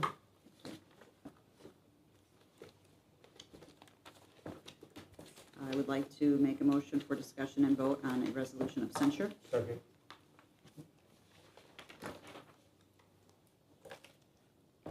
So we have had a resolution of censure for trustee Derblick. This is your opportunity, trustee Derblick, if you would like to speak about the resolution. Will the other trustees be speaking regarding the resolution? If they so wish. Okay, I'm I giving you the would first rather opportunity. have the other trustees speak, and then I would speak last to make sure I don't miss anything. Sure. Would anyone like to speak? I have nothing to say. I think the resolution is pretty self-explanatory. I think you have the floor, trustee Derblick. Okay, starting with the first paragraph, whereas trustee Carolyn Derblick has consistently disrupted meetings. I find this statement lacks this specificity and I am unable to respond. The second statement, whereas on June 5th, trustee Derblick repeatedly interrupted and made ad hominem attacks against Vice President Trunco. This statement is incorrect. As is a trustee, my request for point of information to trustee Trunco was a request from one trustee to another and was not ad hominem. The ad hominem attacks referred to in this motion are not your point of information. It was specific comments that you made regarding trustee Trunco. I don't want to repeat them. I'd like to ask that we all let trustee Derblick speak and then make comments Yes. after. Okay, Sorry and about once that. again, if my interpretation of what is written here is incorrect, then this also lacks specificity and I am unable to respond. The next one, whereas trustee Derblick refusing to follow the board president's directives. This paragraph also lacks specificity, therefore I am unable to respond. Number 4, whereas trustee Derblick consistently responds to public comments with unverified information. This statement is false.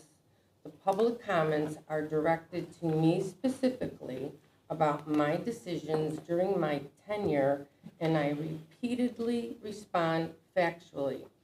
My responses can be verified with pertinent library documentation. Number 5, whereas trustee Derblick, her refusal to follow established procedures, including those for contacting the district's attorney. This statement is incorrect and misleading. After numerous attempts to properly contact Attorney Walsh on November 15th, 2023, he emailed me. Good afternoon, trustee Derblick. I just want to clarify that as I understand it now, a trustee can still communicate with me and ask questions, but it must be done in an email format, and I will respond back in writing with a CC to trustee Kadir. Apologies for the confusion, Dennis. On June 3rd, 2024, I received an email sent to Attorney Walsh from Becky Keene. Dennis, please do not answer any emails from trustees unless trustee Kadir is copied on them. You don't need to be responsible for CCing him or me. If you get a request which trustee Kadir is not copied, please ignore it. The library board continues to make decisions among certain trustees outside of board meetings without an agenda item for a vote. This is one of them. It is my understanding from legal counsel a vote needs to be taken for a board decision in open session. This collective decision was not an agenda item in open session with a vote. Number 6, whereas trustee Derblick's requesting agenda items with insufficient notice and documentation. This statement lacks specificity, preventing me to respond. Whereas trustee Derblick's refusal to communicate with the president via email or phone. This statement is inaccurate and misleading. It is no secret that for 3 years, trustee Keene, now president, has vehemently mistreated me. I publicly stated that I would not engage in her inflammatory emails as it was not beneficial. Approximately 2 months ago, President Keene informed me that she wanted to work together. I emailed President Keene my appreciation and that I welcome working together. I rarely require information from President Keene. However, I have reached out to her when needed. Number 8. Whereas trustee Carolyn Derblick has repeatedly engaged in conduct that disrupts. This statement lacks specificity and I am unable to respond. In addition, just to be clear, my responses are always as an individual trustee based on facts, never representing the library board as a whole. In closing, I want to say that this resolution to censure lacked due process, specificity, and legal representation for me. The few statements that were detailed in this resolution were gravely incorrect. The ongoing inconsistency in this board's application of rules and standards to all members is apparent. Tonight's resolution to censure is actually to silence me. As a trustee, I have a responsibility to provide honesty, transparency, and accountability to the residents. In doing so, asking questions, requesting open session discussions, accurate information, and identifying errors will occur. My obligation to the residents should coincide with my duties on this board, not result in a resolution to silence me. This concludes my response to your display to censure me. Comment? Yes. The comment that you made regarding ad hominem attacks refer to personal attacks made against Vice President Trunco. As referenced by one of the public commenters today, you also made insinuations about Director Marshall in an email message. Nobody is attempting to silence you or not let you speak or not let you say what you have to say, but people on this board, the other trustees on this board, as we'll, I guess, find out, depending on who votes and how they vote, do not accept making personal attacks against people here, whether they be trustees, whether they be the library director who was selected unanimously by this board for hire, whether they be against other employees of the library, and so on and so forth. So this resolution presents a number of considerations and concerns, but in my mind, at least, that's the biggest one.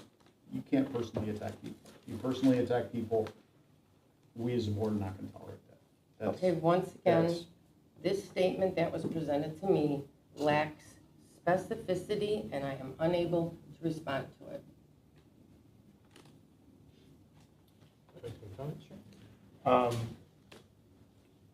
Just a second, what Trustee Kadir said, we don't have to agree with each other of our stances of what we want to do for the library or what we may not want to do for the library, but we should respect each other here. And making personal attacks is something that should not stand. And I actually have here the newest copy of Robert's Rules of Order under Section 61 for discipline of members and guests, subsection 15. I'd like to bring up a part of it where the offender be required to make an apology that would be censored, that he be required to leave the hall during the remainder of the meeting or until prepared to apologize, that his rights of membership be suspended for a time, or that he be expelled from the organization. Now, I'm not going to ask for the latter there, but I will ask for an apology, Trustee Derblick, for the comments that you said that were out of line about me personally and personal attacks against me over the last 2 meetings.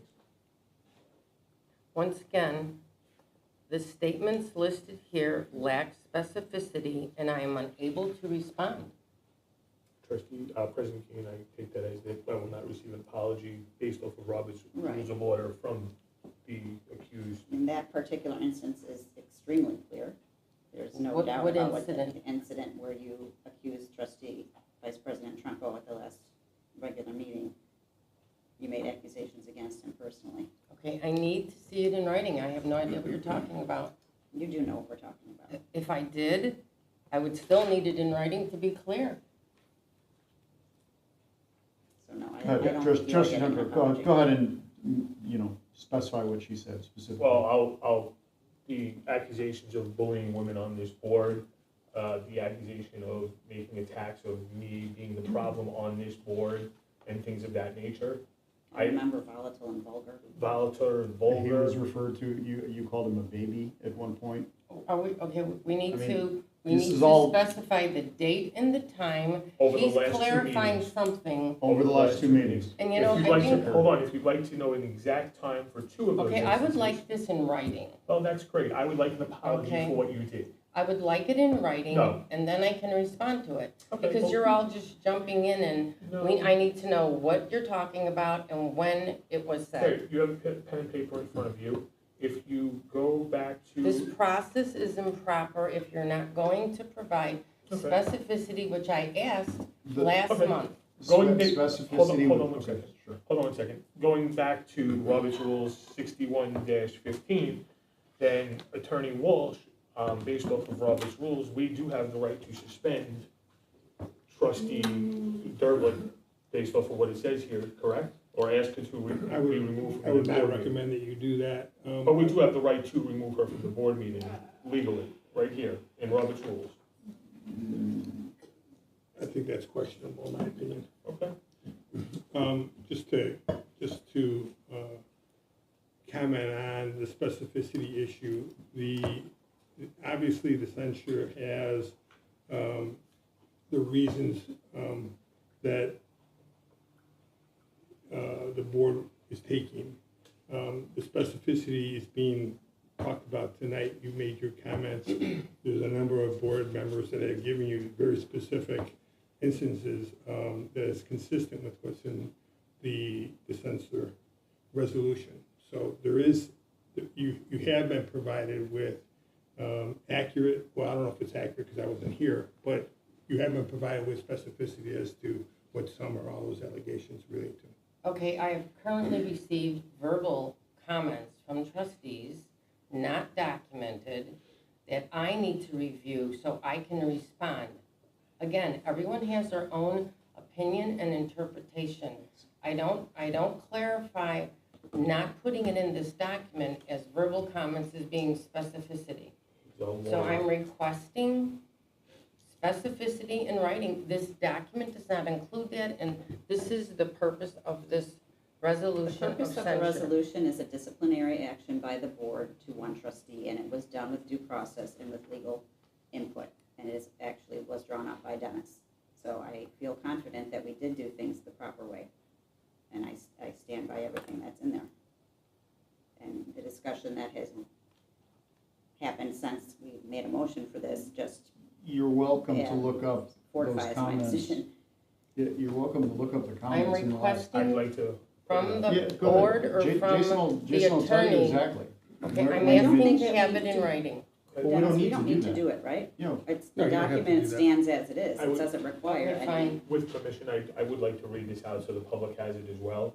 At the hour and 55-minute mark on the May board meeting, the comments during the work from home committee and the attacks, and also at the 2-hour and 47-minute mark, Trustee Derblick referenced closed session remarks that were part of closed session and should not be made public, and also says that I was the problem in the board and called me a baby. So those two things, for the public's knowledge and for Trustee Derblick, is from the May board meeting of 2024.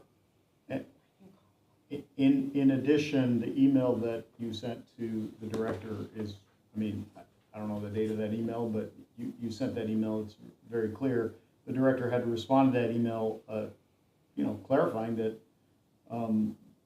certain things were insinuated in that email that are just not appropriate for a trustee to say to a director, especially a director who you wanted to hire. We're not talking, it's just. Okay, again, these comments are opinions. I need them in writing. They should be part of this resolution. They don't have to be part of the resolution. Well, I cannot respond Okay, then. because we're getting a little too It's not- personal. It's- We're getting opinionated and I need facts. Trustee Derblick, You're being given facts. You're given facts No, I'm right not being now, given facts. And you're I'm giving also- opinions. And Sure, you're also given an opportunity to respond to those statements and facts. Okay, If you unfortunately, choose they're not not, to, they're it's not your decision. facts, and unless I can have them in writing where I can review them, Did someone hack your email and send that As email on we- your behalf? as we continue to speak, the statements change. Did That's someone my hack your position. email and send that email to Valerie on your behalf?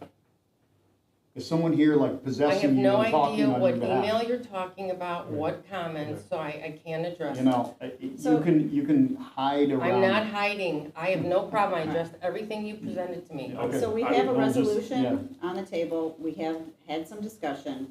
I think we're going down the wrong path at the moment. If you have anything else you'd like to comment, this is your opportunity, once again, to speak on your own behalf, and this is the process of due process, that we are giving you the floor to make your comments now, as the document stands now, because it's not going to be revised. So if you are saying that you cannot comment, then that is your prerogative. Dennis, am I correct? Because after the vote, if it passes, then the opportunity for her to rebut Correct. is kind of closed, right? Yeah, the trustee. So we want to make sure you have every opportunity now before we vote. Once again, I commented on the items that were descriptive. I'm unable to comment on the others because they lack specificity. And our attorney Madam- said that it does, it's legal. Okay. Madam President, I'm ready for a vote. Thank you. Trustee Durbuck, are you finished with all your comments and statements regarding this resolution? Yes, there isn't any further information presented to me in writing that I can address. So Dennis, we are ready to. I think she's said what she has to say about it. All right, Margaret. So your motion is move to approve. Sorry, I'll make the I paper. want to make sure. Yeah, you move to approve a resolution. It's actually a motion to adopt it. I motion to adopt the resolution of censure of trustee Durblick. And let me read the number, sorry, there's a number to it. Oh, I It want to wasn't find a decided. number. Yeah, it it's doesn't been have a assigned. number yet, okay.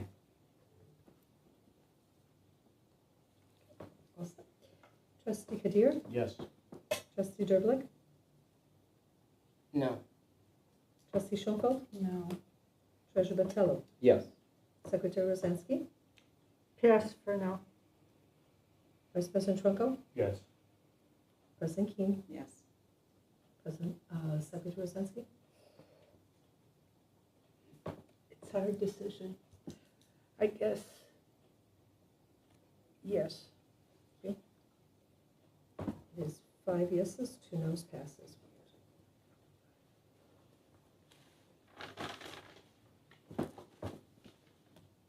Dennis, thank you for coming. Thanks, Dennis. Thank you. All right, we are on unfinished business 11. I motion to have a discussion and vote about whether to reschedule the July board meeting due to the Chamber of Commerce golf event. Second. Is there any discussion? We did have some last month. I think the discussion last month, basically we couldn't find an alternate date and, you know, that worked for everybody, and since it's the budget meeting, we couldn't, we were kind of tied down. Yeah, I think after discussion with, I think the Director Marshall, I think 3 trustees were interested in partaking in it, I believe was the last. 2 is the Two. last that I 2. have. Okay. So, yeah. I guess there's people And that our missed it. budget meeting is June 24th, isn't it? Well, that's Monday. that's the Monday. discussion of the budget, but this is. And then the approval of other the one budget. was when? The regular The board regular meeting is board July meeting, yeah, where we have to approve the 17th, budget. which is So the that's when same we're date gonna- as the golf outing. Yeah, so that's when we were gonna discuss the budget also? We're Vote gonna on the vote to, budget. vote on the budget. Okay. Okay, So do we still need to take a vote then? I just have to set the date of the board meeting. We don't have, on our website, we don't have any board meetings scheduled past this one. So we would have to vote just for that one, and then next month we can do the remaining. Schedule. Right. So I'm sorry, I can't really clearly hear the discussion. Are we changing the July board meeting date? Is there another date that's available to everybody? That's the question. And as of last month, there was not, Okay, and we're changing the date because of the golf outing. for And the now also, general there is not a public. date set, I didn't realize that, but There is not. Okay, There's but not there a were date only 2 people interested in attending the golf outing. Has that changed? Yeah. you want- So I've reconsidered Okay. since, and I'll make this clear to everyone. Thank you, I could hear My that. position had been to attend the outing, but given the importance of the budget and in consideration of everyone's time, I thought it was important for us to tend to our duty to vote on the business here. So I will not be attending the golf outing.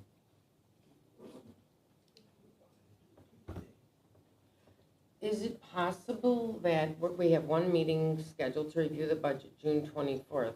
Is there any possibility we may have a continuation of that discussion at this meeting? Or need to before we vote? Or do we think whatever time it takes on the 24th, we should be finished? I will have the draft ready by tomorrow. That's a decision of the board once I do the presentation. So I'm not sure. I would hope that it would be just one meeting. Yeah, but I mean, There's always. So I'm trying to put there's always a importance on possibility, this. it's a possibility, you know. it's Okay, like- I'm trying to put importance on it needing to be here for the vote as well.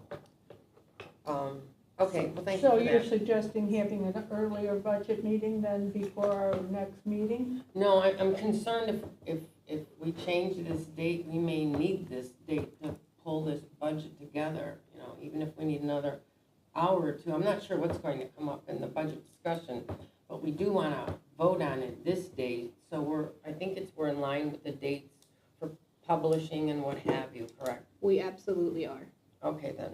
All So right. the June 24th meeting is not a vote?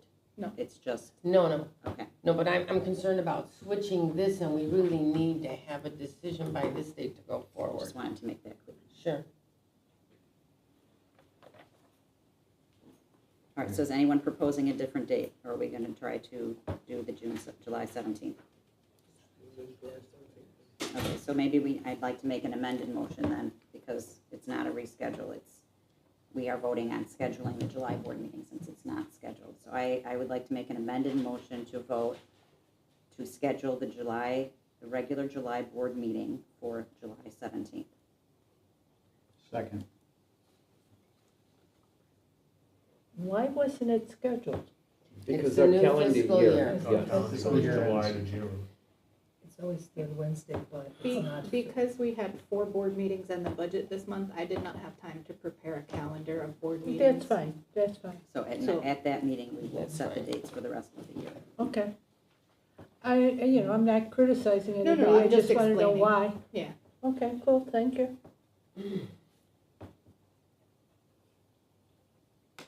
What's that? Yep. Okay, so I have the amended motion to schedule July meeting for July 17th, and trustee Kadir seconded. Trustee Kadir, how do you vote? Yes.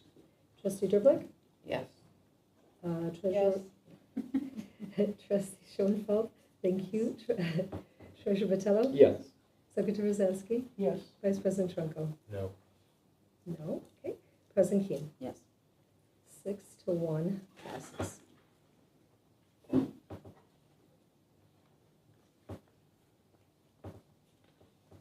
I'd like to motion to move into executive session to discuss the appointment, employment, compensation, discipline, performance, or dismissal of a specific employee or employees of the Niles Main District Library. I'd like to amend the motion. Go ahead. I amend the motion to move the discussion and presentation of the newly created dual supervisory position to open session, as it does not meet OMA's exception for closed session. I second.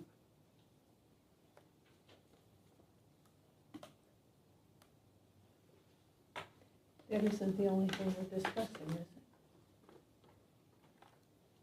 If it is, it requires, it's about appointment, so. Go ahead, Margaret. All right, trustee Kadir? No. This is on the amended, right? Correct. Yeah, Yes. no. Trustee Derblick? Yes. Trustee Schoenfeld? Yes. Treasurer Vitello? No. Secretary Rosansky? No. Vice President Trunko? No. And President Keen? No, and this is just another illustration of what we had a censure resolution for. Actually, to discuss a position or creating a position and what it involves does not fall under executive session. When it involves compensation, it does, and this does, so. I'm sorry, I didn't hear that. Compensation is involved, so it actually does. No, these are two separate subject areas. Director Marshall has already explained how it does fall Okay, into well, closed thank you. session, so. I'm just responding to the comments. Thank Our you. attorney has agreed that this would fall under closed session, so you are incorrect, trustee Doblick. Thank you for checking with legal counsel for that. Okay, And the since- time, so now we can vote So on the now we can original vote on the motion. original, which President Keane has motioned. Who seconds? I'll second.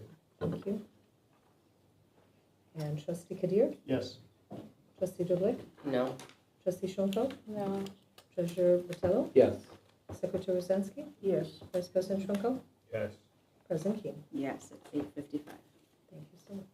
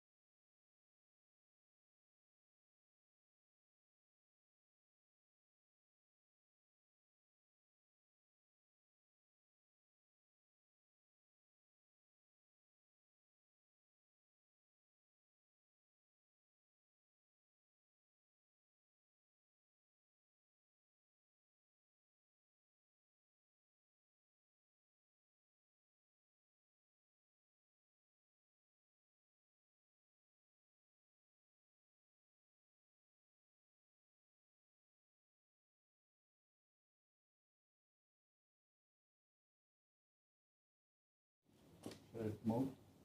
Yes, please. Okay. I move to adjust the salary of Richard Wojnicka, did I say it correctly? To $99,156, effective the date that he assumes the role as IT and Facility Services Manager. Second? Did I get everything? Second? Suzanne seconded. Okay. Just making sure you got that, the second, did it?